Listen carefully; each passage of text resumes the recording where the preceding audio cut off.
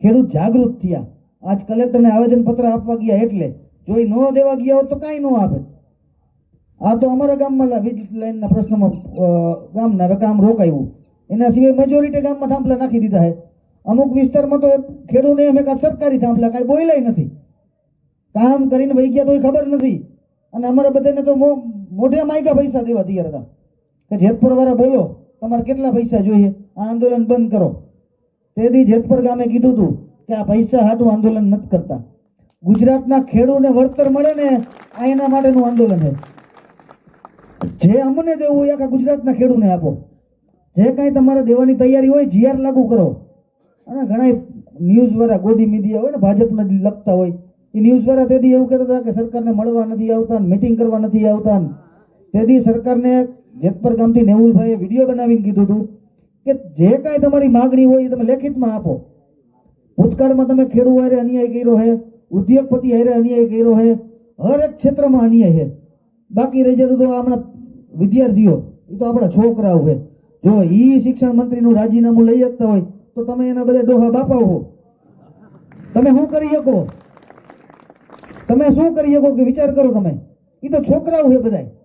આપણે થાંભલા કાઢીને પાડી દેવાના છે, ભૂકો કરી નાખવાના છે. જે નવી લાઈનો નાખવાનું વિચારતા હોય સરકારના મગજમાં હોય કે નવી લાઈનો નાખવી છે તો એ એક પણ લાઈન ગુજરાતના એક પણ ખૂણામાં ન આવવી જોઈએ. જે વિસ્તારમાં તમારે વીજળી પહોંચાડવી છે અહીંયા કડે સુરત દાદા આવું કે છે અહીંયા તમે સોલર નાખો ને. અહીંયા ફળદ્રુપ જમીનમાં શું કામ છે તમારું? કહેવાનો મતલબ કે જાગૃત થાવ. આ મોકો 50 વર્ષે આવ્યો છે. આ હવે ખેડૂત 50 વર્ષે જાગૃત થયા છે. કોઈ દિવસ ખેડૂત બોલ્યો જ નથી. એટલે આ બધા આપણા માથે રાઈત રહી છે. આજ મોકો છે, ચૂંટણી માથે છે. મોકો જોઈને આપણે ચોખ્ખો મારવાનો છે. બરાબર? સંગઠન બનાવવાનું છે. ખેડૂતનો એક મુદ્દો નથી, અનેક મુદ્દા છે. હમણાં 2 મહિના પહેલા જીતુભાઈએ પ્રેસ કોન્ફરન્સ કરીને કીધું કૃષિ મંત્રીએ ખેડૂતનો અન્યાય ક્યાંય સહન નહીં કરવામાં આવે. હવે હરામ પાણીના આ ડુપ્લિકેટ બિયારણ નાખીને ખેડૂતનું આખું તમે વરા બગાડો. એના ઉપર તમે કેમ કાયદાકીય પ્રક્રિયા નથી ભરતા? જેટલું બજારમાં બિયારણ વેચાય એમાંથી 50% બિયારણ ડુપ્લિકેટ છે, દવાઈઓ ડુપ્લિકેટ આવે છે. તમે કેમ એના ઉપર પગલા નથી ભરતા? હા, બધા એના કમા ભાગીદાર છે. બધી જગ્યાએ બધા એના ભાગીદારો જ છે. એટલે અહીંથી આજે સમય છે, ખેડૂતો એક થાવ, અવાજ ઉઠાવો.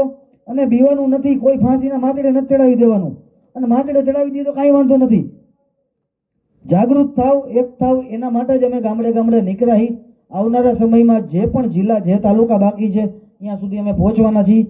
અહીં કડે અમે બીજી વાર સભામાં કરવા આવશું. ત્યારે ગઈઠા બુઢાઓ ન આવે તો હાલશે, પણ જુવાનિયા ખાસ રાખજો. જરૂરી જુવાનિયાઓને જરૂરી છે. આ બાપાઓ તમે ક્યાંય લડત નહીં લડી જઈ શકો. તમારે 5 દી જેલમાં જવું પડશે તો નહીં જઈ શકો.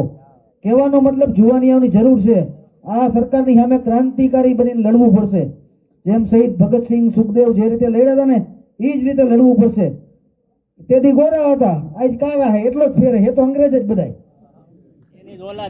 હા, અને હવે જેનજીની જરૂર છે. જેમ કેમ દિલ્હીમાં જંતર મંતર ઉપર આવ્યા હતા જેનજી, હવે જેનજી ફાર્મર. તમારા છોકરાઓને આગળ કરો. એમાં કદાચ જેલમાં જવું પડે ને તો એ ખેડૂત માટે જાય છે. લોકોમાં માનવાની નથી. આજ તમે જોતા હશો વિડીયોના મારફતથી આ જેટલા ભાઈઓ છે ને એટલી બહેનો તમારે રોજ છાવણીમાં બેઠી હોય. અને બીજા નંબરમાં વાત કરી કે થોડાક યુવાનોને જાગૃત કરો. આમાં યુવાનો બહુ ઓછા દેખાય છે. કેમ કે વારસામાં જમીન જોતી હોય તો થોડાક દી રાજકોટથી અને અહીંયા બોલાવી લેજો. કેમ કે વીજ થાંભલાનો પ્રશ્ન થોડાક દી હલવાનો નથી, લાંબા સમય માટે હલવાનો હોય, ટૂંક સમયનો પ્રશ્ન નથી. અને આગળ વાત કરી કે થાંભલાથી થતી નુકસાની અને સરકાર શું કામ નાખે. વાત કરી તો છેલ્લા 3 મહિનાથી અમારા ગામનું આંદોલન ચાલે છે. સંપૂર્ણ બિન રાજકીય હાલે છે. એમાં કોઈ પણ રાજકીય માણસોને એમાં નો એન્ટ્રી છે. આમાં ઘણા ભાજપના એ છે, અમુક કોંગ્રેસ વાળા એ છે, અમુક આપ વાળા એ છે. હવે તમે તમારો કઈ પ્રશ્ન હોય તો કોની પાસે લઈને જાવ? તમે તમારા ચૂંટેલા નેતા પાસે લઈને જાઓ ને, ભાજપના નેતા પાસે. કેમ કે અત્યારે તાલુકા પંચાયત, જિલ્લા પંચાયત, ધારાસભ્ય, પાર્લામેન્ટ બધા ભાજપના છે. તમે એની પાસે જઈને બોલી નથી શકતા. બોલવા જાવ તો તમને એમ કે શાંતિથી બેસી જાય, ભાઈ તારે શું લાગે વાગે, તું શું કામ ઉલર થાસ? ત્યાર પછી તમે સાંસદ સુધી તમે નથી જઈ શકતા. તમે ધારાસભ્યને રજૂઆત ન કરી શકો. તમે કલેક્ટર અધિકારીઓને રજૂઆત ન કરી શકો. અધિકારીની ઓફિસમાં તમે રજૂઆત કરવા જાઓ તો તમારી ધરપકડ કરવામાં આવે, તમને ડિટેન કરવામાં આવે. તમારા ખેતરમાં કામ કરવા માટે ખાનગી કંપની, એ કંપની જે થાંભલા નાખે એ વીજ લાઈન તમને ઘરે નથી